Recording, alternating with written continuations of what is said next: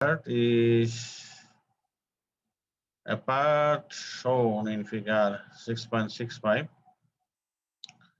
is to be made from a mild steel sheet of 3 mm thickness. So a side view থেকে দেখলে এটা দেখা যাচ্ছে 3 mm thickness and 2 mm long.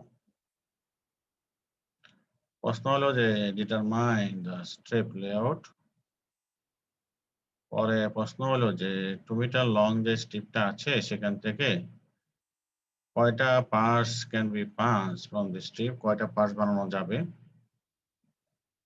এবং ওই পার্টসগুলো বানানোর পরে the percentage of stock use, মানে কত পার্সেন্ট স্টক ইউজ হয়েছে, plus weight of material needed to produce one blank, একটা ব্ল্যাঙ্ক বানাইতে তোমার কি পরিমাণ ওয়েট লাগবে।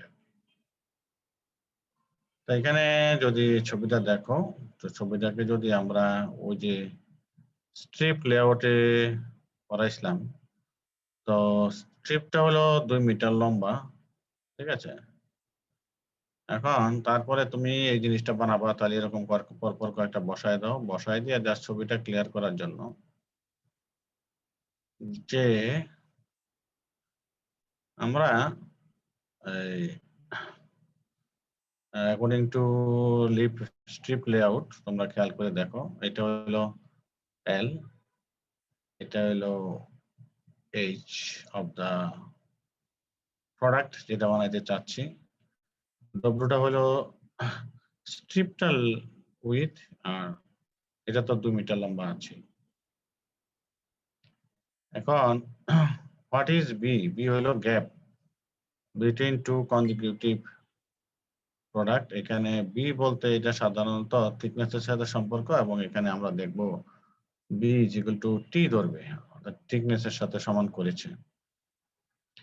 এবং তাইলে যদি এখান থেকে ধরো যে প্রথম অংশটা যদি বাদ দাও, তাহলে এই যে এখান থেকে একটু যদি বাদ দাও, এখান থেকে এতদূর পর্যন্ত লাগে হলে একটা প্রোডাক্ট বানাইতে, এবং সেটার লেন্থটা কত? সেটা হলো ওই এল প্লাস বি হবে, অর্থাৎ D is equal to L plus B, ঠিক আছে। এখন এটা যদি আমরা এই লেআউটটা ফলো করি, তাহলে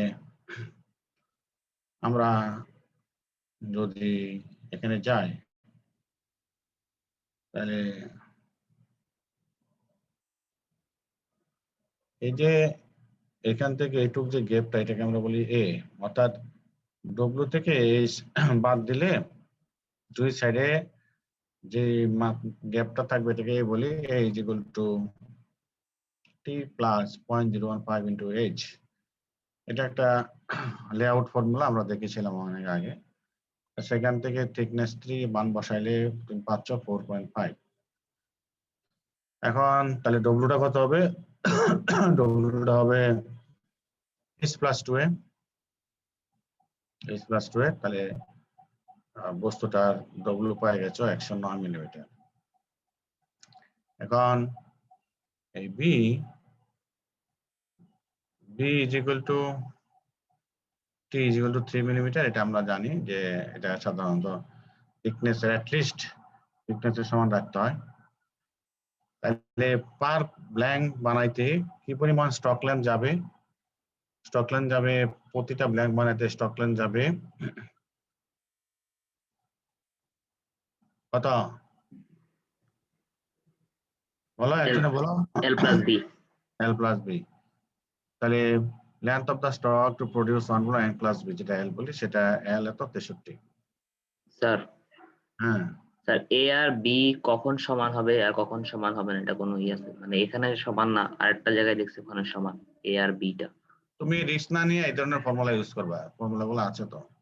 ধরলে সমান ধরলে অসুবিধা নাই, সমান ধরলে অঙ্ক যা হবে না তাই না, অঙ্ক হবে। এই ফর্মুলাটা স্যার বইয়ে মনে হয় নাই। নাই না, এটা এম্পিরিক্যাল ফর্মুলা আর কি, যাক অসুবিধা নাই। তুমি তাহলে সমান সমান ধরে করলে অঙ্ক অসুবিধা নেই। আচ্ছা, তাহলে number of blanks which can be made on length of stock.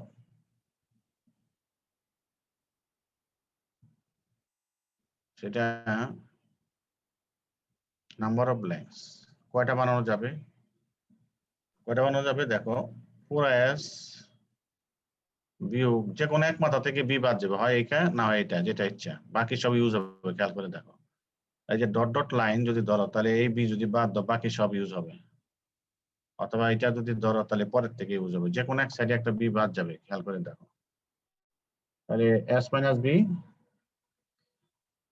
হ্যাঁ 2000 মিটার, 2000 থেকে 3 বাদ দিয়া বাকি যে 63 দিয়ে ভাগ দিলে ঠিক ততটা উৎপন্ন হবে, তাহলে 31টা উৎপন্ন হবে।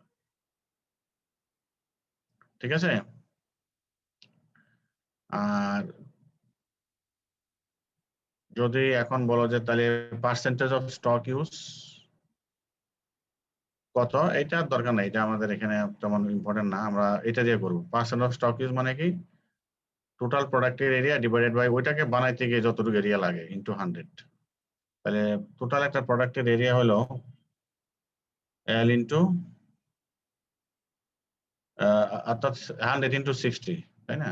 এটা তো লাগবে তোমার এই জায়গাটা 100 ইনটু 60, আর ওইটাতে বানাইতে গিয়ে যে জায়গাটা লাগে সেটা হলো ডি ইনটু ডব্লিউ, ঠিক আছে?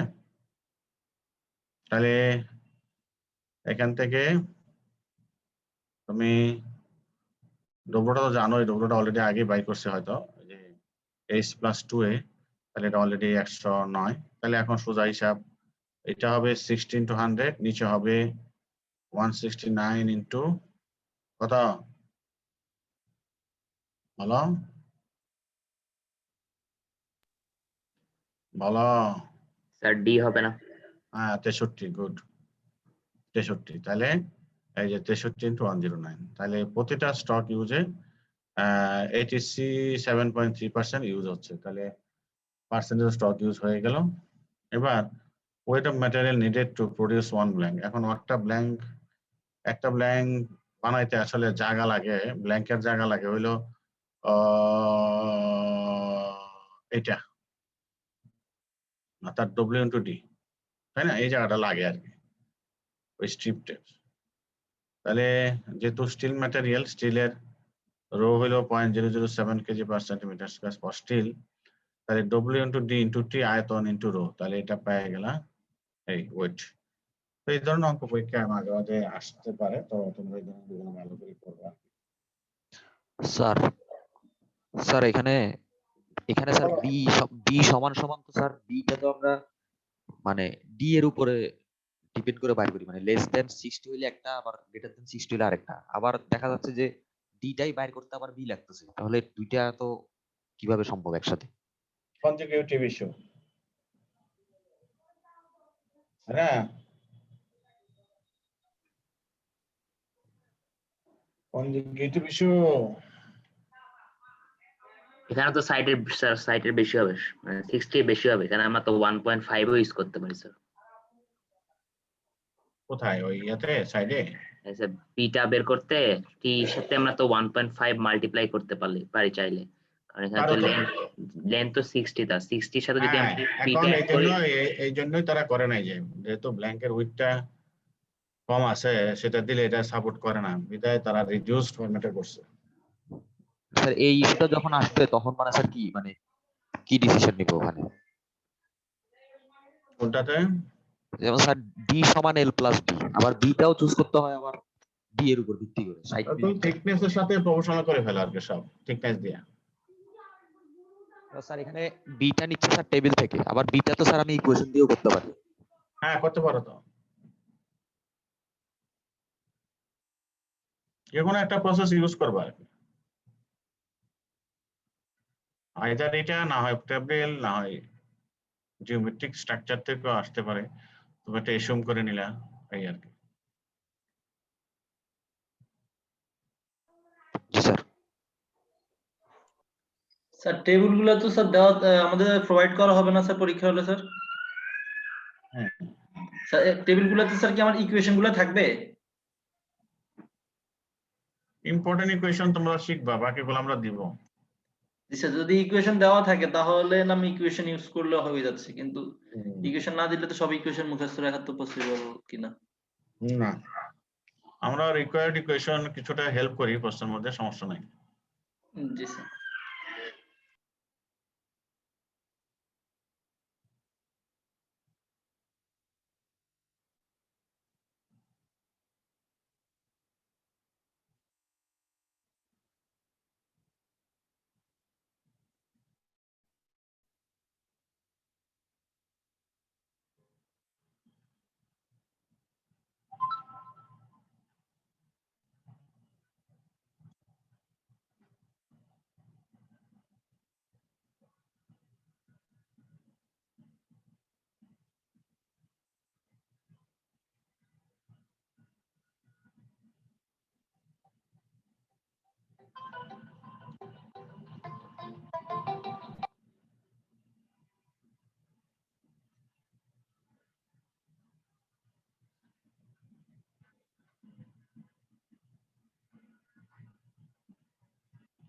আমরা one and only chapter is remaining,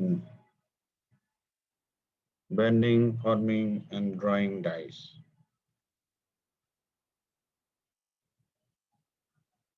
তো তোমরা তো মনে হয় প্রোডাকশন প্রসেসে পড়েছো নাকি পড়ো নাই?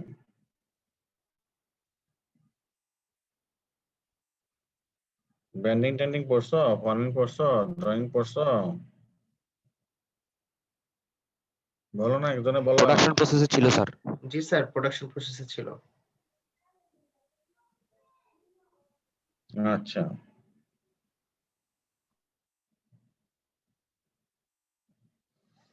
তো সেখানে তোমরা যা যা পড়ছো সেটা হলো বেসিক জিনিসগুলো তোমরা জানো, ব্যান্ডিং, ফর্মিং, ড্রয়িং। আমাদের যে পড়ার স্টাইলটা হবে একটু ভিন্ন। আমি আজকে পড়াবো না, শরীরটা খুব খারাপ, বুঝছো, শরীরটা খুব খারাপ।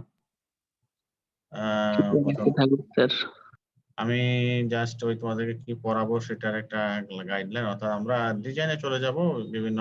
আজকে থাকুক তাহলে।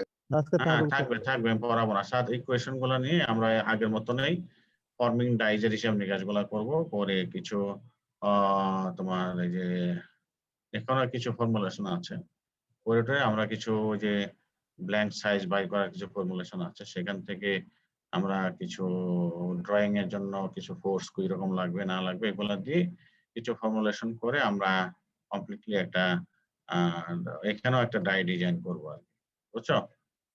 এই ধরনের স্যার এটাও কি ডাই ডিজাইনের পোরশন? হ্যাঁ, এটা ফর্মিং ডাইস। আচ্ছা স্যার। স্যার এটা লাস্ট চ্যাপ্টার তাহলে?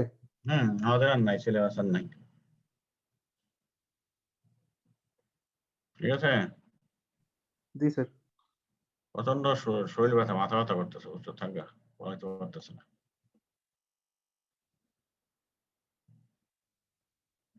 বুঝছো? আচ্ছা স্যার, সমস্যা নাই স্যার, সমস্যা নাই স্যার। কালকে মনে হয় পারবো না, শরীরের অবস্থা ভালো না আমার। আমি ঢাকাতে আছি, সমস্যা নাই স্যার। বিভিন্ন ভাবে ভেজালে আছি। পরে তোমাদের সাথে কথা বলবো। আমি কালকে মনে হয় পারবো না, রবিবার থেকে ক্লাস নেব। আচ্ছা স্যার, ঠিক আছে স্যার। আর স্যার আমাদের অ্যাসাইনমেন্ট আছে দিয়ে দেবো না, আমি একটা গ্রুপিং করে এদিকে রাত্রে বসে বসে করতে পারি কিনা। হ্যাঁ, আচ্ছা স্যার, আপনার সুবিধা মতো দিন স্যার, সমস্যা নেই। ওকে। আচ্ছা স্যার। স্যার